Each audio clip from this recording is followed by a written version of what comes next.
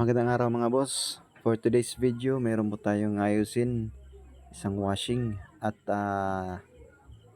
wash dryer or spin dryer. So, dinala sa atin dito. Tinanggal to ng may-ari yung wash pad dahil raw baka may bumara doon na coins. Yun naman yung karamihan na sinasabi kapag hindi umaandar yung motor. So, ito bale yung wiring diagram ng washing na ito. Ang problema daw kasi nito, ayaw mandar yung washing niya. Pero sabi rin ng may-ari ay hindi rin umaandar yung mismong spin dryer motor. Matagal na raw nila hindi ginagamit yung spin dryer dahil hindi na daw rin gumagana. So mamaya isasali rin natin sa pag-check at sabi naman ng may-ari ay ako na daw yung bahala. So ngayon nabuksan na natin mga boss, no? So ngayon titingnan natin yung unang mga parts nito. Siyempre titingnan muna natin yung kapasitor nito, yung mismong motor, at saka yung timer.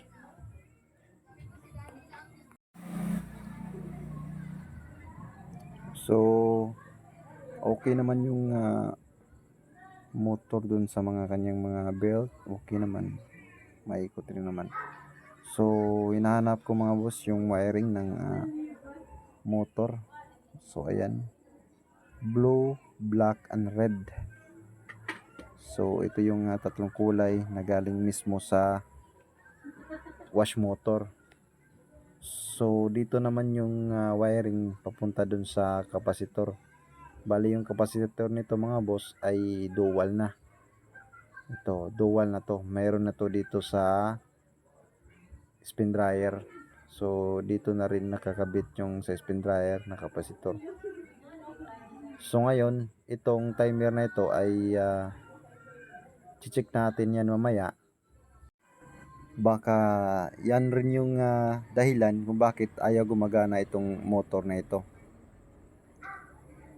So ngayon mga boss ay gagamitan na natin ng multi-tester para ma-detect natin yung sira nitong washing na ito.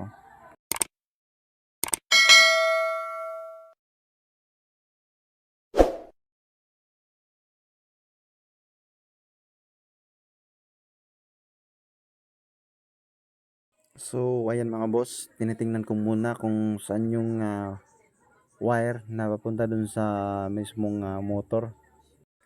So ayan bali mga boss, no, ay nahanap ko na yung mismong wire o yung connection na patungo dun sa mismong motor. Bali yung kapasitor na ito boss ay dual. So kapag dual yung kapasitor, meron sa wash motor, meron din sa spin dryer motor. So yung ano pala nito mga boss, yung wiring niya or yung wire, hindi po magkatabi yung kapares niya po. Bale, opposite yung wire niya. Bale, nasa tapat, hindi yung nasa tabi. Bale, kung makikita nyo naman mga boss, yung ni-splicean ko na wire. So, yan yung wire na patungo dun sa wash motor. So, yan yung iti-tester natin mga boss. Baka wala nang laman, hindi niya siya nag-store ng kuryente.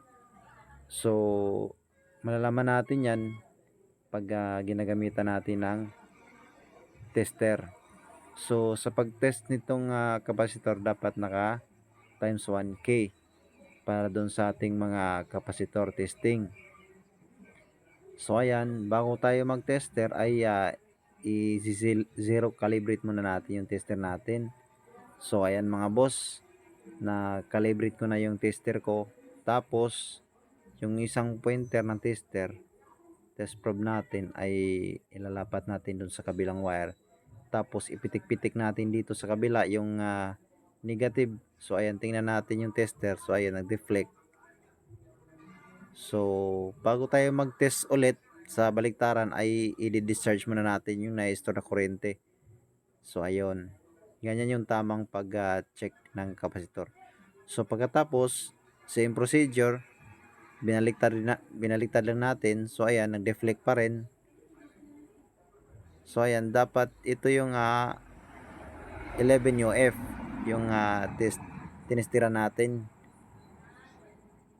So dapat may 11 siya or excuse me po.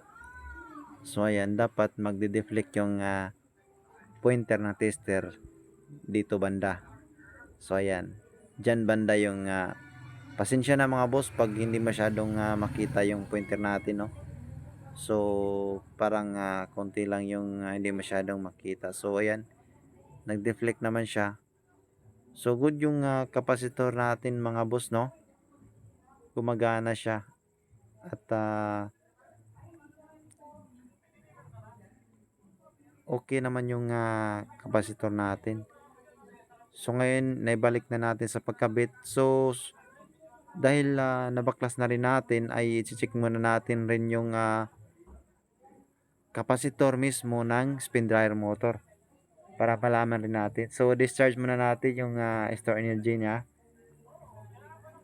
Then same procedure sa pag-check times 1K. So ayan mga boss, no. So dito nakalapat yung 3UF, no, dito. So dapat hindi lalagpas or dyan, papalo lang kahit ganyan lang. So okay naman yan. So try natin mag-check. Check muna natin.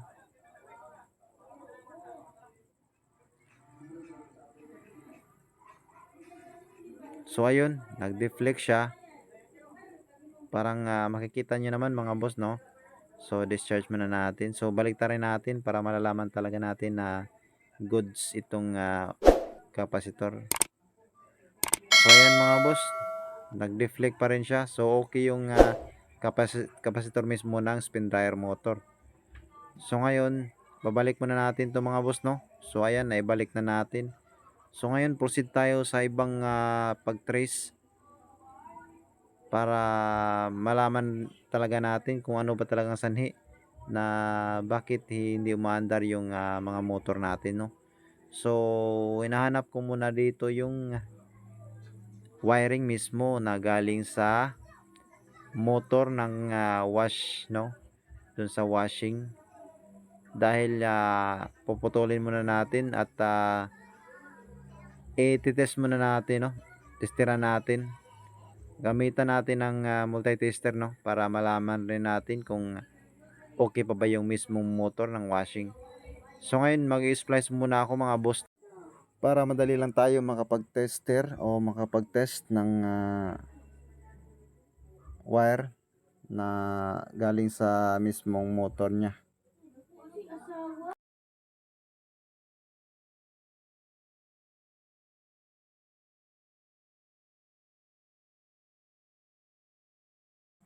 So ayan mga boss, tapos na natin na splice. So mag-test na tayo.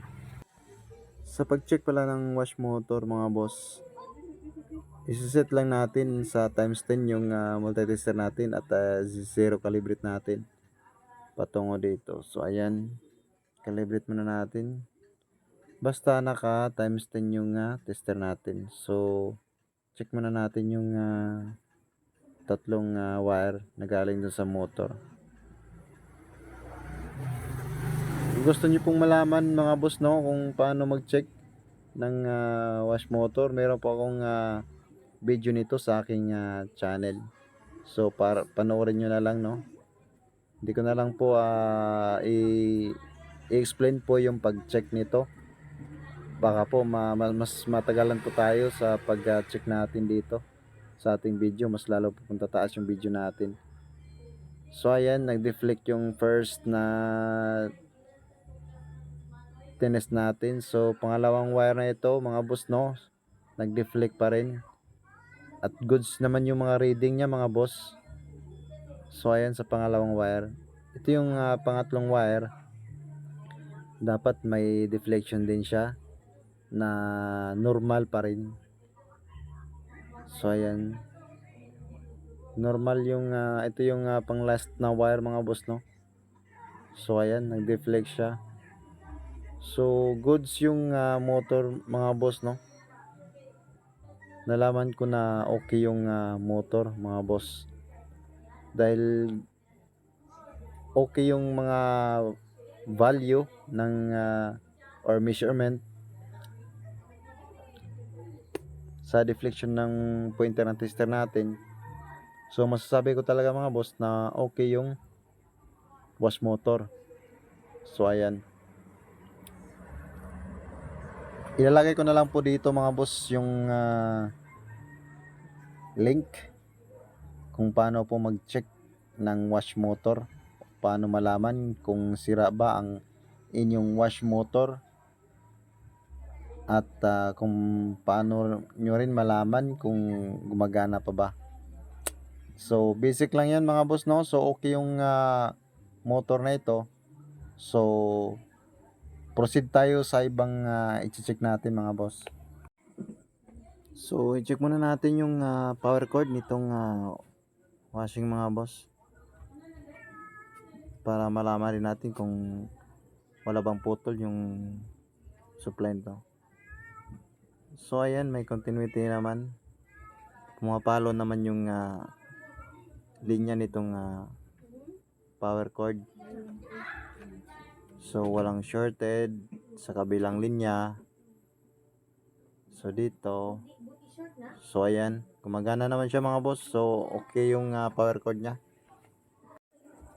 So i-check na rin natin yung mismong dryer motor mga boss, no, para malaman rin natin kung okay pa ba yung dryer motor. So pinutol ko muna yung mga linya nito mga boss, no. So at nang sa ganun ay hindi tayo mahirapan sa pag-check kung okay pa ba yung motor ng dryer. So ayan, sa pag-check ng dryer, ganun pa rin, nakaset siya sa times 10. Tapos calibrate muna natin sa 0. Tapos tsaka natin iti-test yung mga wire, yung tatlong wire bali mga boss, no.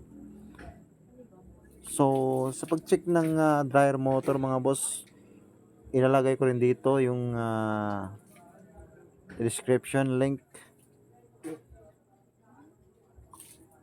dito sa aking description box, para malaman nyo rin po kung paano mag check ng spin dryer motor. So ayan, so kung makikita nyo mga boss ay nagde-deflect lahat yung tatlong wire na tinetest natin. So isa lang ibig sabihin nito mga boss, okay rin tong spin dryer motor mga boss, no. So ayan, basta po karamihan po pag pumapalo naman yung tatlong wire mga boss ay okay yun. Pero meron pa po tayong idedepende na mga value or mga measurement. So ngayon, tapos na yung capacitor, tapos na rin yung mga motor, yung dalawang motor, yung sa wash motor at saka yung sa spin dryer motor, no. So mga boss, proceed dun tayo sa last but not the least. So dito na tayo mga boss sa timer. Tingnan natin mga boss, no, kung baka nandito yung problema. So yung ginawa natin ngayon mga boss ay step by step tutorial, para talaga malaman nyo at masundan nyo yung ginagawa ko rito. Nang sa ganun rin ay matutunan nyo rin at magagamit nyo rin sa pag DIY sa inyong bahay. So habang tinatanggal ko 'to mga boss, no, kung bago ka pa lang sa aking channel ay huwag mong kalimutan mag-subscribe at paki-pindot na rin ng notification bell para lagi ka updated sa mga i-upload ko pa na mga videos. So ayan mga boss, at natanggal na rin natin yung cover itong mga timer. So ayan, daming ano to mga boss, ito yung timer ng spin dryer. So ayan, talagang okay naman siya. So ito yung timer ng wash timer or wash motor. So ayan, kung makikita nyo mga boss, no, punit-punit na yung mga wire. So ayan, no, yung suspect natin dito kung hindi daga ay yung mga ipis. So, kaya pala mga boss, no, na hindi gumagana yung motor dahil wala na contact dito sa kanyang timer. So ayan, no, putol yung common ng timer. So paano nga makapag-deliver ng contact point? So ayan, putol na.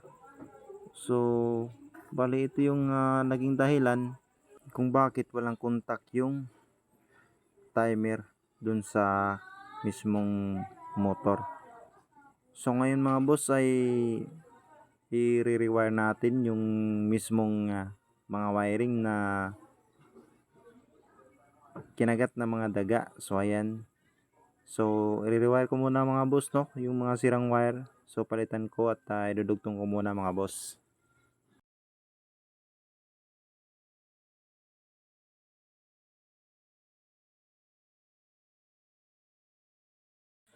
At kung nagustuhan mo yung mga video tutorial natin ay huwag mo kalimutan mag-subscribe at pindutin mo na rin yung notification bell para like updated sa ating mga video na i-upload. At pwede mo rin i-share mga boss, no, sa mga kaibigan nyo na medyo may kaalaman din sa pag-aayos, yung nagsisimula pa lamang, nang sa ganun ay matututo rin sila at kung paano ba gagawin ang mga ganitong problema. At reminder lang po mga boss, no, sa mag-ingat lang po tayo lalo na po sa pag-wiring.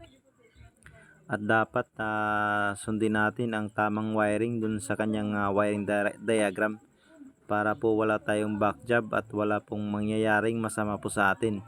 So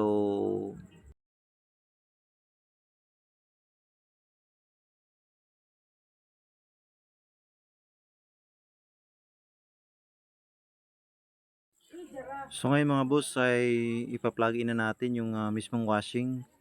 Tatanungin na natin mga boss, no, kung okay na ba yung ginawa natin.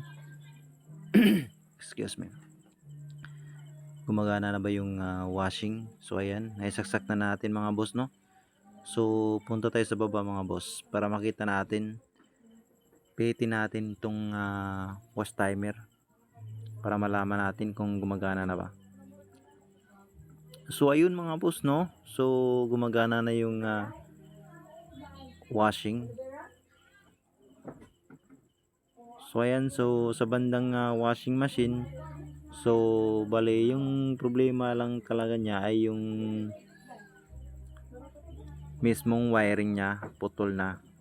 So yung mismong timer ito ay okay pa. Yung problema niya lang ay yung wiring. So ayan, natitrace talaga natin mga boss, no, kung ano yung problema dahil yung ginagawa natin dito ay step by step tutorial talaga. Talagang madali mo lang matutunan mga boss, no, yung ginagawa natin ngayon. So ayan, okay na yung ano niya, yung motor umiikot na. So ito yung drain. So dito pihitin natin yung ano, parang wala naman tayo nakita dun sa kanyang timer, yung spin dryer. So parang hindi naman siya umiikot, no, mga boss. So ayan, so walang movement yung sa loob niya. So ayan, no, makikita nyo mga boss, no. So hindi siya umiikot, so may problema siya. So tanggalin muna natin ulit yung takip mga boss para makita natin yung switch nito. Baka yung switch yung problema nito. So ayan mga boss, no, ito na yung switch ng spin dryer. taas. So ayan, yun yung motor niya.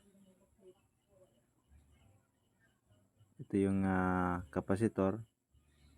So ayan, may ginalawang na yung switch niya, oh. So yan yung suspect ko, bakit hindi siya gumagana. So ngayon check natin yan mga boss, no. Gamitan natin ng tester. So ayan, para malaman talaga natin kung may contact pa ba yung switch nito. So check lang natin dahil continuity lang yung hanapin natin dito. Pwede lang yung times 1 or yung times 10 natin. So ayan mga boss, no. So ngayon, ilalagay natin yung dalawang test probe ng tester natin dun sa kanyang terminal at isi-switch on natin kung magde-deflect ba yung tester. So ayan, kung makikita nyo mga boss, no, so walang deflection yung tester natin. So ibig sabihin lang nito ay lost contact, wala na. So palitan natin yan bago mga boss, no. So ayan nga mga boss, no, napalitan na natin yung switch ng spin dryer. So tingnan na natin ngayon yung ano na nangyari dito sa loob. So ayan. So ayun mga boss, umiikot na. So gumagana na yung dalawang motor. Matutuwa na rito yung may-ari mga boss dahil sabi nga nila tambak na daw yung labahin nila. At hanggang dito na lang po yung video natin mga boss, no. At sana po ay may natutunan kayo sa ating munting tutorial ngayon. God bless us all mga boss.